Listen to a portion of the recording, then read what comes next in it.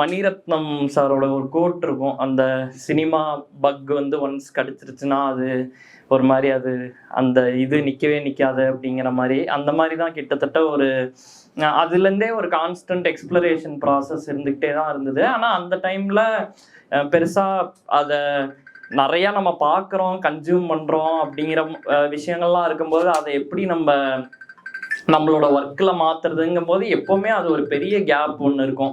நம்ம ரசிக்கிற விஷயங்களுக்கும் நம்ம பண்ற விஷயங்களுக்குமே எப்பவுமே ஆரம்பத்துல ஒரு மிகப்பெரிய கேப் இருக்கும்.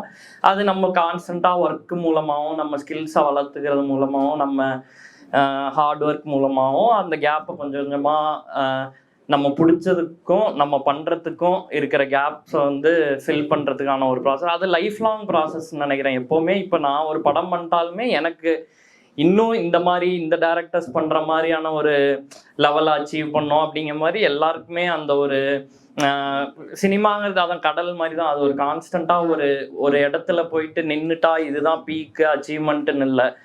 அதை தாண்டியும் ஒரு விஷயம் இருக்கும். ஏன்னா அந்த மீடியமே அவ்வளோ ஸ்கோப் இருக்கிற ஃபார்மாவும் சரி கண்டென்ட்டாகவும் சரி அவ்வளோ பேசுறதுக்கும் எக்ஸ்ப்ளோர் பண்றதுக்கும் ஒரு ஸ்கோப் கொடுக்கக்கூடிய ஒரு மீடியமா இருக்கிறதுனால அது கான்ஸ்டன்டா நடந்துகிட்டே தான்